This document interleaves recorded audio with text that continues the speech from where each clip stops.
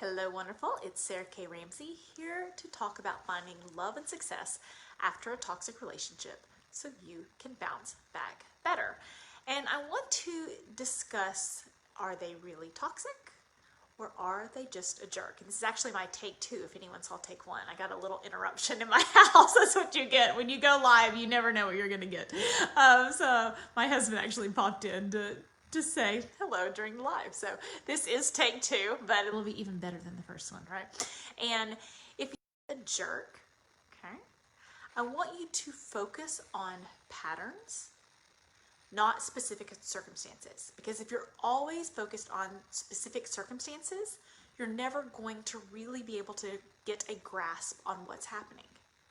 I want you to think about it in terms of cancer, right? There's a spectrum of cancer, and some cancer is stage 4, and there's so much involved, and there's so much chemo, and it's just so tragic. And then sometimes there's cancer, like maybe a skin cancer that you get removed, and it's like, okay, I'm back, okay? I'm back into my life.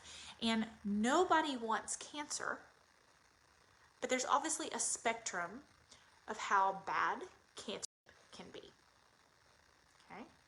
And so I also want you to think, if you've ever heard the phrase, I can't see the forest for all the trees, or someone can't see the forest for all the trees, that's absolutely crucial. And when you think about the patterns within the relationship, that's much more important than these circumstances within the relationship or the specific instances. And this is why healing can take so long. And this is why people can get stuck and women can get stuck, because something may happen and you go talk to a therapist about it, or something may happen, you talk to your mom about it, something may happen, you talk to a girlfriend about it. And it's like you're driving in a forest and you keep hitting a tree and hitting a tree and hitting a tree, and your head hurts so bad from hitting the tree. And of course your head hurts, and you're worried about your headache, and you're worried about hitting that tree and not hitting the next tree. And then you drive along, oh, I found relief. But the pattern that you miss is there's always a tree. There's always conflict. There's always a reason for it to be your fault. There's always a reason for you to be wrong. There's always a reason for them to avoid responsibility.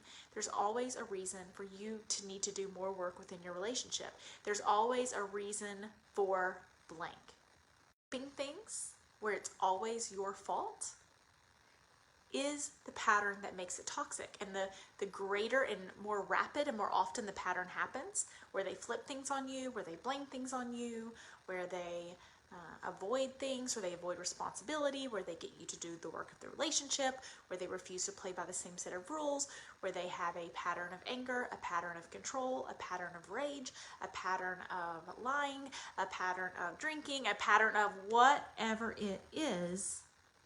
The problem is the pattern, not each individual. And women keep coming to me, and it's like, oh, this one circumstance, and this one circumstance, and this one thing happened. They want advice on the one thing. And it's like, the one thing is not the problem.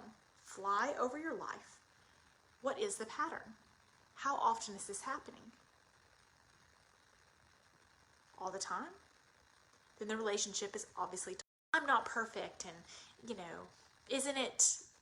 shouldn't, I take responsibility for things within a relationship too, and all those sorts of things, which are good and lovely and true.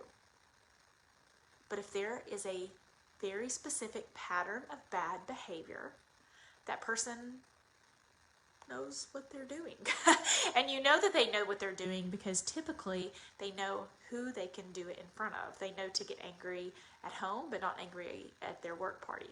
They know how to,